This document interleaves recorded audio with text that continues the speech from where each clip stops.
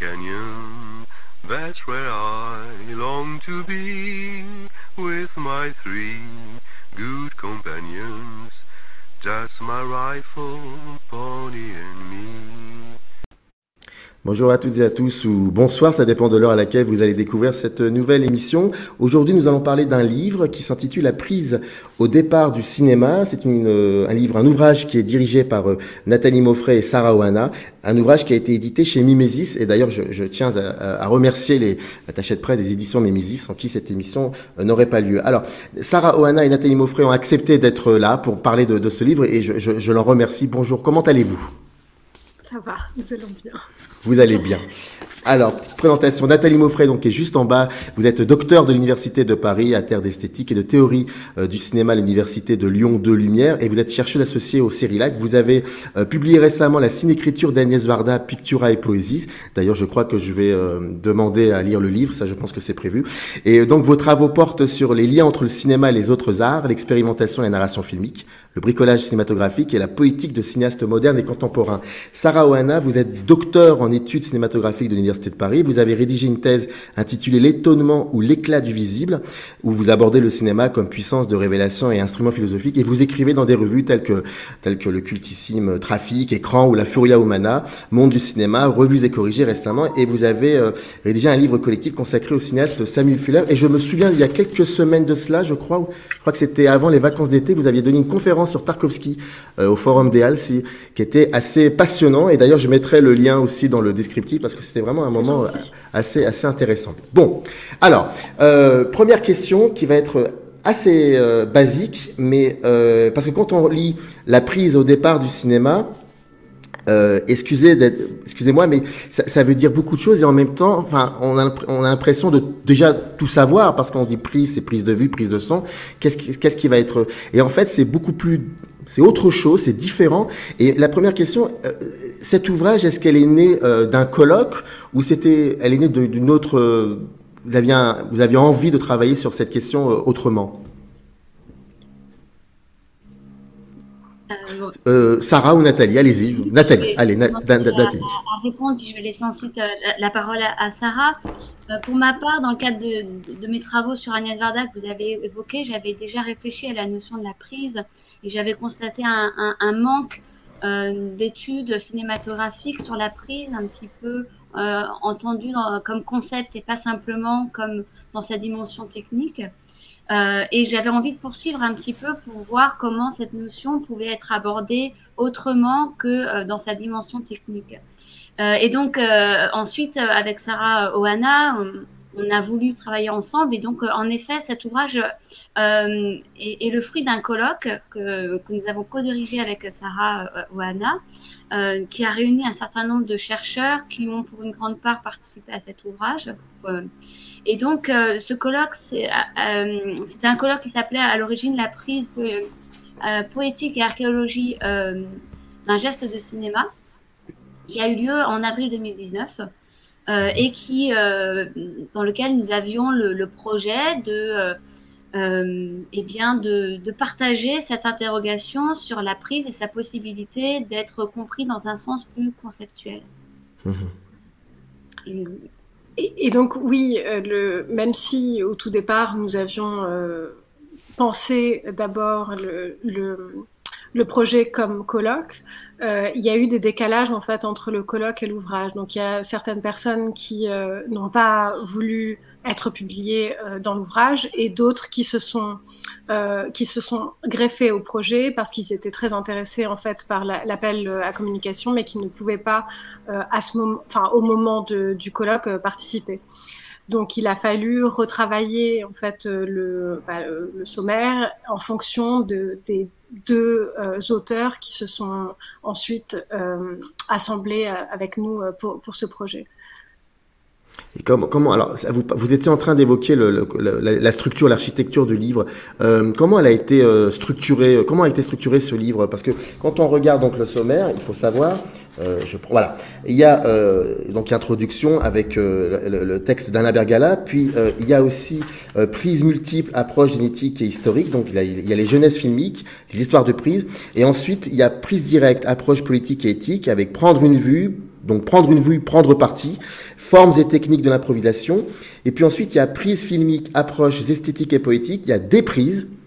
Déprise, c'est attaché pour ceux qui penseraient le contraire. Déprise et reprise. Et en fait, dans le livre, il y a une partie, si je devais résumer grossièrement, et je m'en excuse, il y a une partie historique, politique et poétique. Pardon, de ça. Ça a été structuré, effectivement, dès le début, c'était une évidence que ça soit structuré de cette manière. Alors, ça a aussi été en fonction des réponses qu'on a eues par rapport au colloque, mais on s'est tout de suite dit qu'il y avait plusieurs approches en fait qui étaient proposées par les intervenants, et donc s'est dessiné très vite en fait une multiplicité d'approches qui nous permettait d'aborder la prise, comme vous disiez tout à l'heure. C'est un terme qui est à la fois très connu et qui peut paraître vague lorsqu'on le met seul.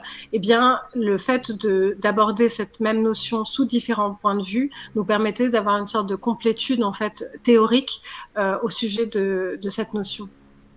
Je ne sais pas si tu veux ajouter quelque chose, Nathalie. Oui, alors ce qui a été intéressant, c'est que cet ouvrage, c'est vraiment le fruit d'un long processus. Et par rapport à l'intention initiale qui se traduit bien par le titre du colloque, il était question d'une archéologie de la prise. Il était question, à travers l'analyse filmique, d'aller essayer de rechercher l'origine du film à travers cette prise qui laisserait peut-être sa trace, ce premier geste du cinéaste qui prend une vue dans le film. Et finalement, au terme de cet ouvrage, on a refait le trajet inverse.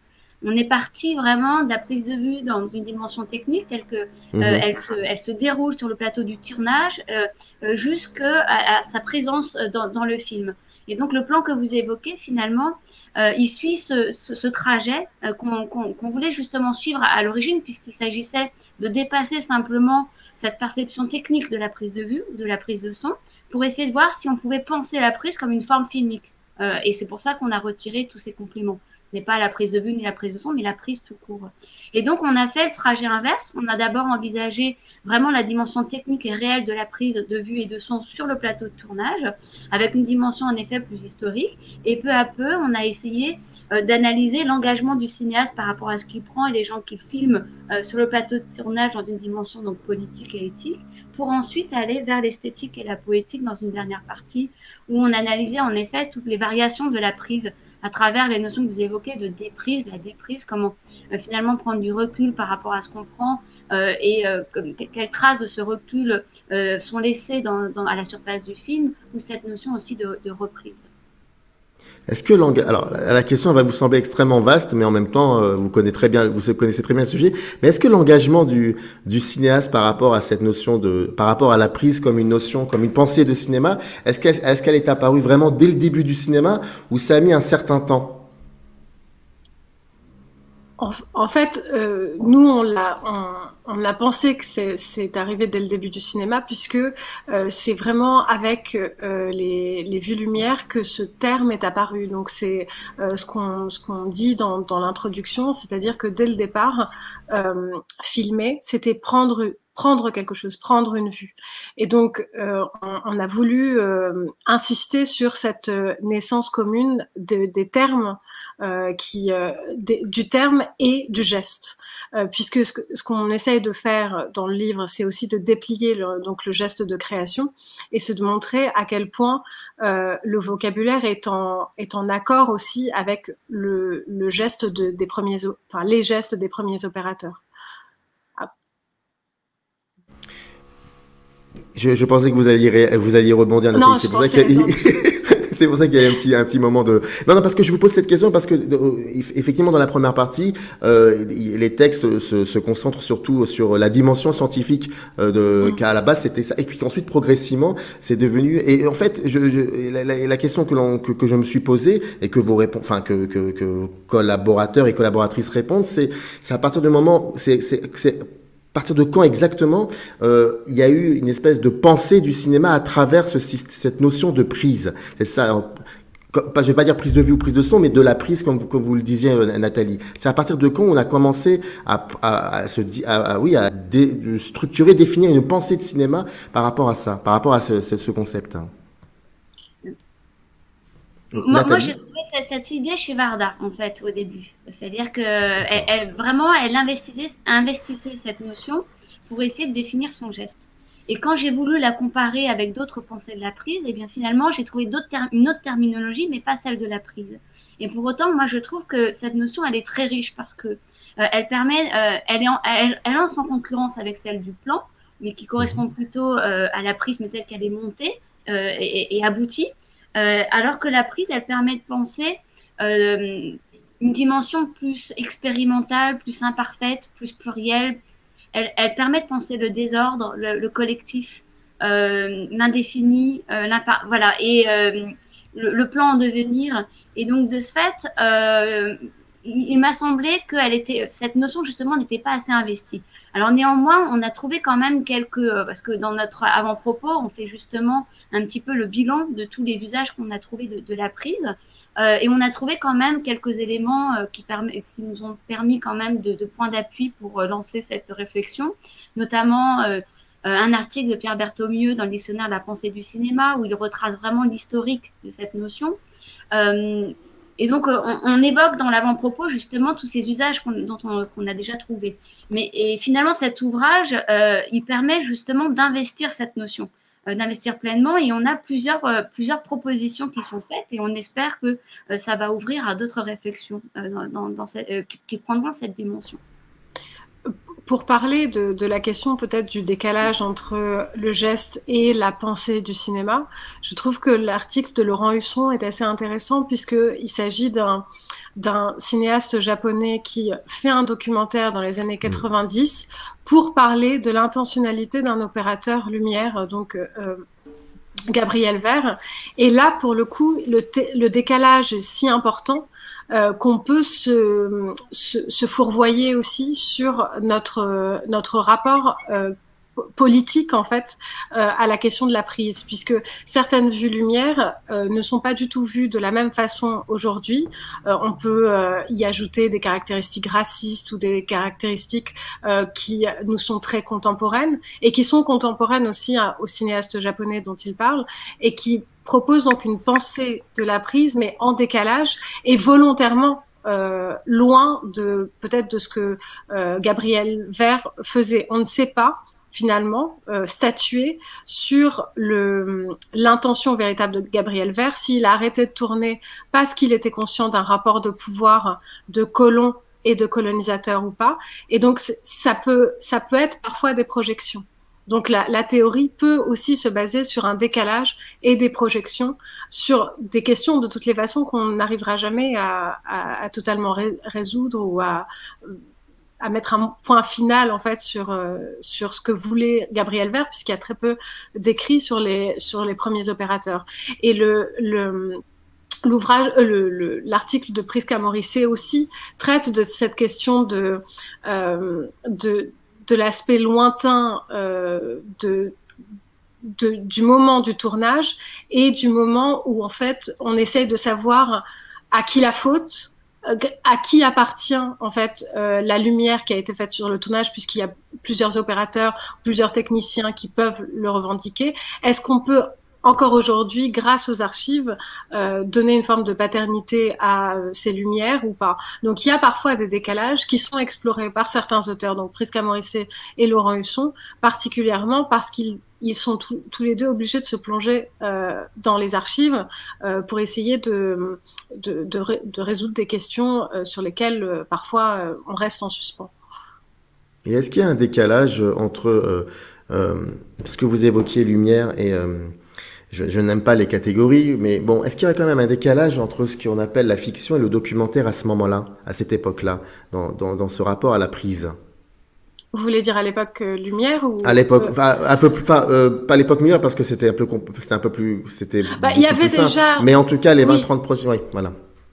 Bah, en fait, pour le coup, dans la fiction, bon, je vais rappeler des choses qui sont rabâchées très souvent Au en contraire, histoire du cinéma. oui, Non, mais alors on a je pense cette particularité d'avoir étudié l'histoire du cinéma, mais je pense pas tous. Donc allez-y, c'est toujours agréable d'entendre ça. C'est ce que Jacques Aumont et Michel Marie rappellent dans leur dictionnaire théorique, à savoir qu'il y avait deux voies du cinéma, donc la voie fictionnelle qui était empruntée d'abord par Georges Méliès et la voie documentaire qui est tracée plutôt par les Frères Lumière. Mais dès les Frères Lumière, dès la toute première vue donc de la sortie d'usine, on voit très vite qu'il y a eu mise en scène parce qu'on a demandé aux ouvrières de porter leurs habits du dimanche parce qu'elles reflétaient mieux la lumière en étant habillées en blanc.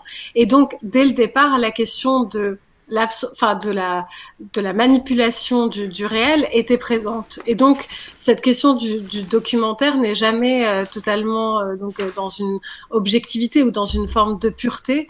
Mais c'est vrai que sur la question de la prise particulièrement, ce qui change en fait dans le documentaire et la fiction, c'est le hasard.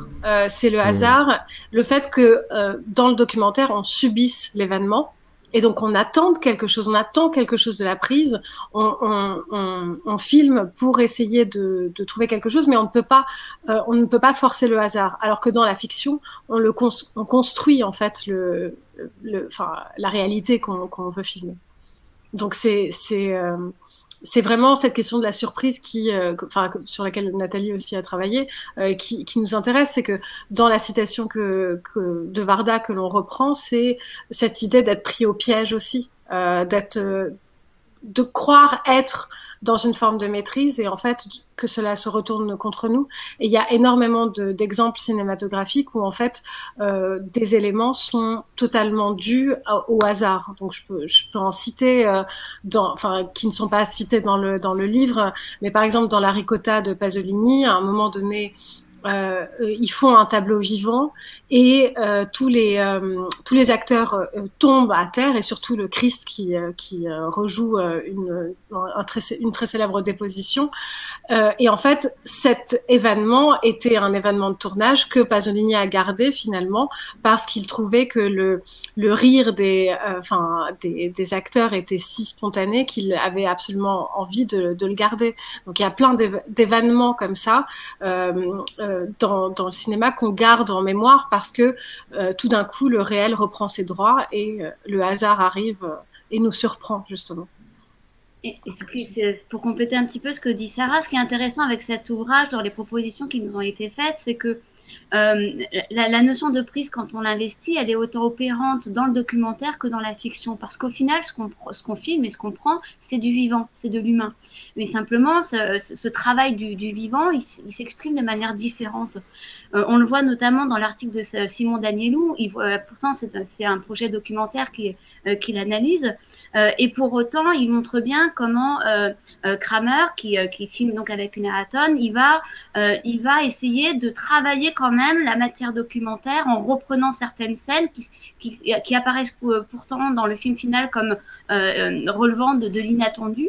Et on peut aussi voir dans l'article d'Alain Bargala comment des cinéastes modernes comme Godard ou Montero vont aussi travailler cet inattendu dans un cadre pourtant fictionnel, justement dans le jeu de la prise et des multiples prises. Et donc, dans le cinéma expérimental aussi est présent dans cet ouvrage. Et là aussi, la notion de prise, elle est opérante. Donc, il y a en effet des modalités de la prise qui diffèrent de la fiction au documentaire, mais néanmoins, cette notion, elle permet d'interroger à chaque fois cette dimension collective et cette part de hasard qui vont entrer en jeu dans la création poétique cinématographique. Alors vous évoquiez Kramer, pour ceux qui savent pas, c'est Robert Kramer, donc parce qu'il y a un article dans Retour USA, mais non, mais c'est très bien, c'est comme ça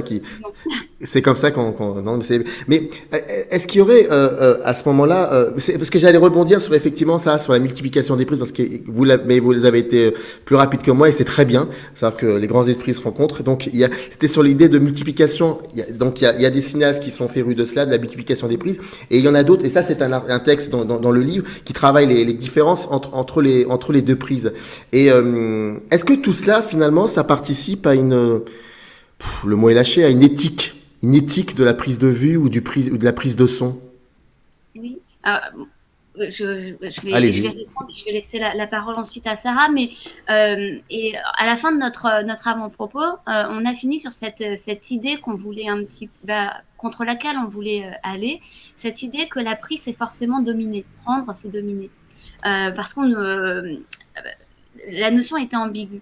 Et quand on a construit cet ouvrage, ce dont on s'est rendu compte, c'est que finalement la manière de réfléchir cette prise de vue, cette prise de son nous amenait à une conclusion un petit peu différente qui nous engageait plutôt vers une éthique de la présence plutôt qu'un rapport de domination entre le filmeur et le filmé. En tout cas, moi, c'est ce qui m'a frappé dans cet ouvrage par rapport à la lecture des propositions qui nous sont faites. Et finalement, ça résonne avec ce que Varda disait par rapport à cette définition de la prise. Tel est pris qu'il croyait prendre. C'est que finalement, la prise ne prend pas finalement prendre une vue mouvante, saisir le réel et le vivant, bien finalement consiste à suivre une éthique de la présence, davantage une éthique de la présence, pardon. Mais après, il y a un cinéaste qui est presque omniprésent dans le livre et qui est connu pour sa maîtrise et pour son épuisement des modèles, c'est Robert Bresson en fait. Et Robert Bresson est connu presque, il y a une mythologie autour de lui sur le fait qu'il fait d'innombrables prises pour obtenir une voix monotone. Et pour donc épuiser l'acteur jusqu'à ce qu'il ne puisse plus ressentir, puisqu'il ne cherche pas à représenter des sentiments comme au théâtre, on va dire. Et donc Bresson est présent dans l'avant-propos, dans le texte de Bergala et dans les deux derniers textes, donc celui de Mathias Lavin et le mien. Pour cette raison, c'est parce que il y a certains cinéastes, Godard en est un autre aussi, qui ont une mythologie qui les accompagne et dont la méthode est connue en fait. Ce qui n'est pas le cas pour beaucoup d'autres qui gardent le côté matriciel de l'œuvre un peu de manière cachée, on va dire. Alors, il y a un autre cinéaste qui a une méthode aussi particulière et qui, pour parler d'éthique de la prise de vue, si vous me donnez l'autorisation, j'aimerais bien lire un petit extrait d'un texte de Masha, alors j'espère que je vais bien le prononcer, de Masha Ovtchinikova, qui est la prise de vue et de son. Et en fait, le cinéaste en question, c'est Avi Mograbi, qui est un cinéaste israélien. Et si vous n'avez pas vu ces films, j'ai envie de vous dire, arrêtez cette vidéo, allez voir les films, et puis vous revenez. Vous allez voir, vous allez vraiment être surpris. Alors, juste, ça prolonge un peu ce que vous disiez sur l'éthique de la prise de vue. Macha écrit, filmer dans les rues ou en intérieur, les images documentaires révèlent la difficulté de leur production, car prendre entre parenthèses une image en Israël équivaut à prendre position. Cette entrave matérielle, physique, éthique conduit le cinéaste à des détours fictionnels. Au cœur de l'entreprise documentaire, une strate fictionnelle s'érige pour raconter le réel autrement. Le cinéaste y joue son rôle, parfois celui de sa femme ou de son producteur. Il fait jouer d'autres personnages. Et ce circuit permanent entre le documentaire et la fiction au cœur d'une même prise de vue affecte le corps hybride du film et dévoile la strate métafilmique. Split screen artisanaux, écran découpé, fragmenté, morcelé, arrêt sur image, caméra portée, zooms approximatifs, fondus enchaînés, transformateurs, passage à flou, ralenti et accéléré, effet de rembobinage, indiscernabilité fréquente, autant de gestes de cinéma exhibant une médialité, rendant visible un moyen comme tel. Pour reprendre la formule de Giorgio Agamben. Il s'agit ici de montrer comment le geste filmique de la prise de vue et de son chez Mograbi s'affirme en geste politique révélateur de la complexe relation entre les êtres parlants qu'évoque Jean-Louis Comolli. Quand je lisais ce texte-là, je pensais à, je sais plus si c'est Moulet ou Godard qui a dit travelling est une affaire de morale, mais là pour le coup, la prise de vue est une affaire de morale chez Mograbi. J'ai cette sensation-là que il y a quelque chose de cet ordre-là finalement.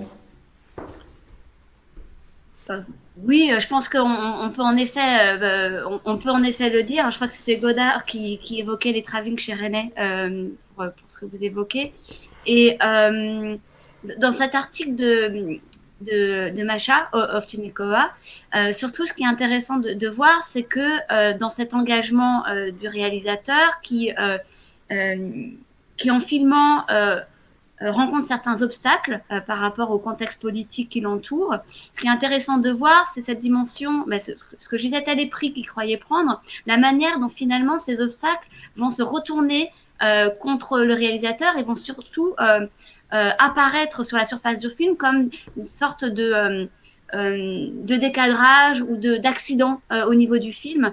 Et c'est cela un petit peu qui est intéressant avec cette notion de prise et cette question alors, je ne sais pas si on peut parler vraiment de question de morale, parce qu'au final, le film va garder les stigmates de cette rencontre entre le réalisateur et les personnes qu'il va voir. Donc finalement, cette morale, elle est incidente. Je ne sais pas si on peut vraiment parler de morale. Je ne sais pas, Sarah, ce que tu en penses. Mais, Après, enfin, c'est ce que Macha dit en un sens, c'est prendre des images en Israël, c'est prendre parti. Donc, effectivement, ça s'inscrit tout de suite dans un cadre politique et dans un cadre aussi, enfin, qui a un lien avec l'éthique plus que, enfin, on peut parler de morale aussi, mais le terme qu'on a finalement choisi, c'est éthique.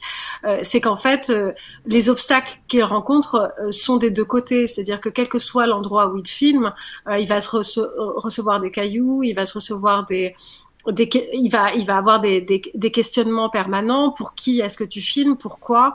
Qu'est-ce que tu veux montrer? Et c'est d'ailleurs pour cela que la fiction émerge. C'est-à-dire que la réalité est si violente et si épidermique, on va dire, que finalement, il a besoin lui-même de se dédoubler dans la fiction, dans une fiction personnelle où on le voit grossièrement se mettre un turban sur la tête pour ressembler à sa femme ou faire la voix de son producteur. Donc il a besoin finalement de sortir du réel pour retourner vers la fiction, pour s'exprimer en fait, parce que finalement son travail est schizophrène en un sens. Étant israélien lui-même, il est toujours pris entre deux feux et entre les commandes qu'il a et ce qui fait son film. Donc la fiction est ici un moyen d'accepter finalement sa propre réalité et donc de prendre un parti éthique ou moral. Dans le texte, très très bien, non très très bien. Je voyais pas ça comme ça, mais vous avez effectivement raison. Dans le livre, à un moment, vous parlez aussi. Enfin, il y a un texte, pardon, sur les prises de vue qui deviennent des prises de vie, des prises de contact, et on prend comme exemple certains films, et avec la possibilité aussi que il y a depuis maintenant, je pense une demi-heure, on parle de prise de vue, mais sans vraiment préciser comment dire le modèle de caméra, mais on a comme ça en tête plutôt les grosses caméras. Mais là, il faut savoir qu'aujourd'hui, en 2021, les choses ont changé, c'est différent. Et ça reste extrêmement intéressant, c'est que en gros dans le livre, ce qui est dit, c'est que utiliser des caméras assez petites crée une proximité qui est totalement différente. Et donc il y a ce système de prise, ce concept de prise de vie ou prise de contact. Et est-ce que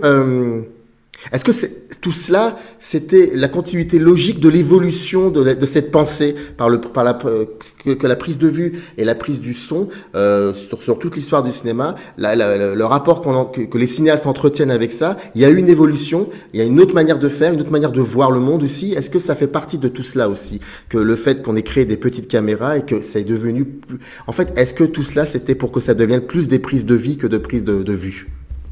Alors, tout d'abord, je voulais rappeler la paternité de l'expression, oui, puisque c'est François Ninet donc qui parle de prise de vie dans son ouvrage, d'ailleurs sur la question documentaire. Et donc, effectivement, pendant très longtemps, finalement, la technique a été un obstacle à l'authenticité. Et François Ninet, d'ailleurs, le rappelle dans son ouvrage. C'est par le biais du cinéma vérité qu'on a entendu pour la première fois des Parisiens parler, des gens de la rue, en fait, parler différemment, et grâce à la légèreté de la caméra et la synchronicité nouvelle entre le son et l'image. Et donc c'est dans l'ouvrage, en tout cas, c'est Gilles Mouelik et Véronique Campan qui rappellent cette question et qui...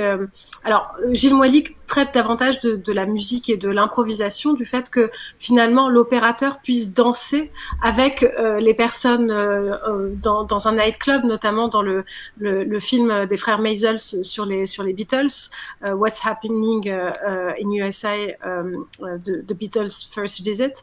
En fait, on voit pour la première fois donc 4 jeunes garçons qui n'ont pas du tout conscience de ce qu'ils vont devenir finalement, c'est assez émouvant comme film, aller dans un nightclub aux États-Unis et danser sur de la musique de jazz, et cette sensation, cette ébullition qui est permise ce jour-là, elle est rendue grâce à la synchronicité et grâce au corps à corps entre l'opérateur et les danseurs. Et ce que Véronique Campan rappelle, c'est qu'effectivement la caméra de poche fait en sorte que les gens qu'on interroge sont beaucoup moins intimidés tout simplement par le rapport à la caméra et l'oublient totalement. Donc l'idée, peut-être que l'objectif ultime du cinéma dès ses départs, c'était cet oubli total de l'aspect technique pour une forme d'authenticité révélée enfin au cinéma.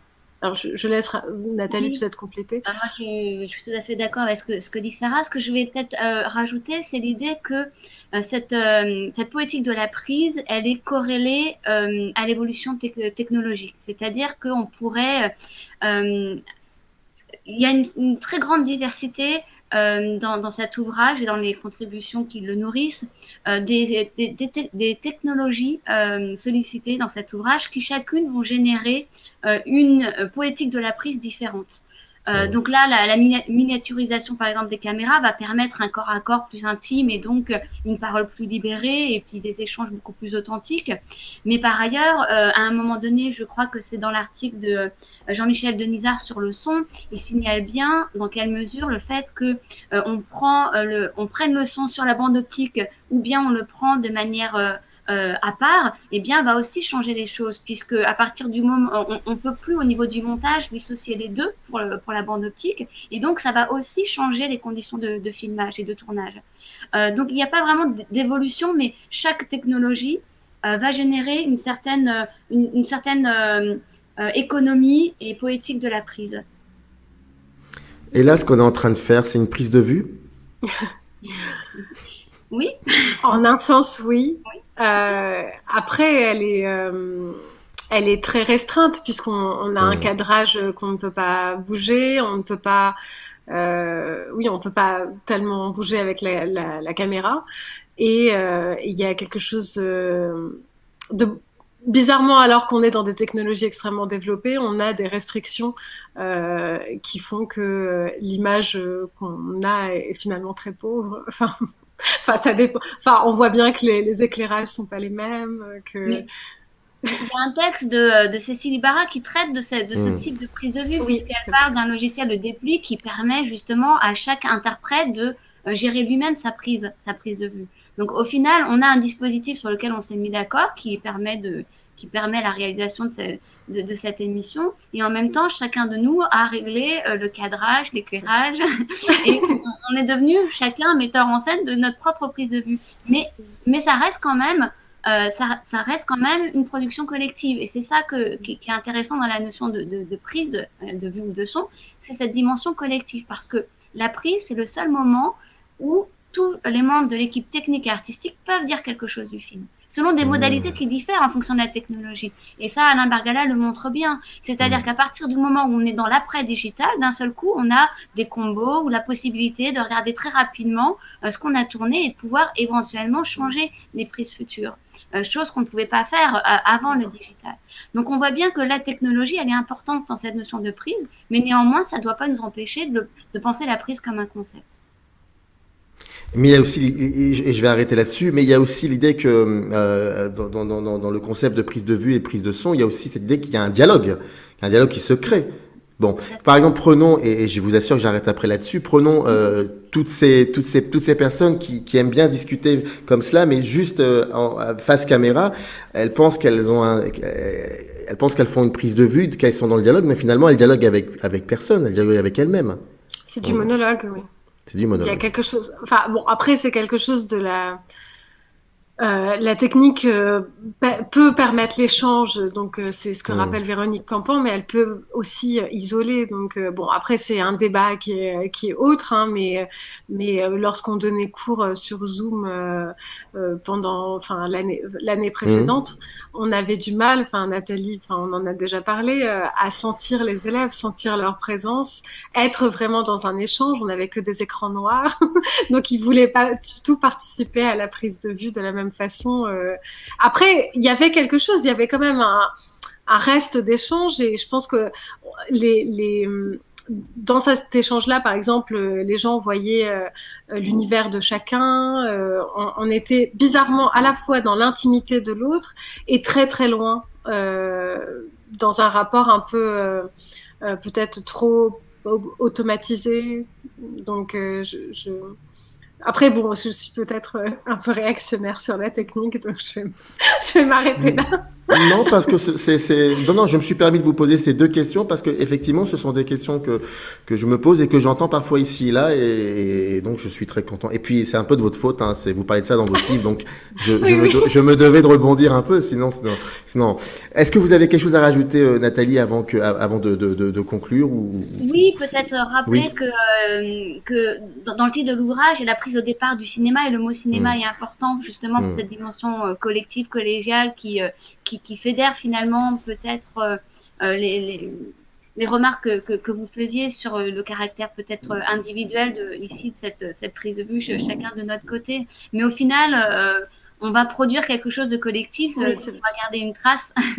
Et c'est vers cette idée-là qu'on voulait tendre, et vers lequel que nous proposons à travers cet ouvrage. Et nous remercions d'ailleurs tous les contributeurs à cet ouvrage qui ont fait un travail remarquable, et grâce à qui cet ouvrage est de notre point de vue utile et de qualité.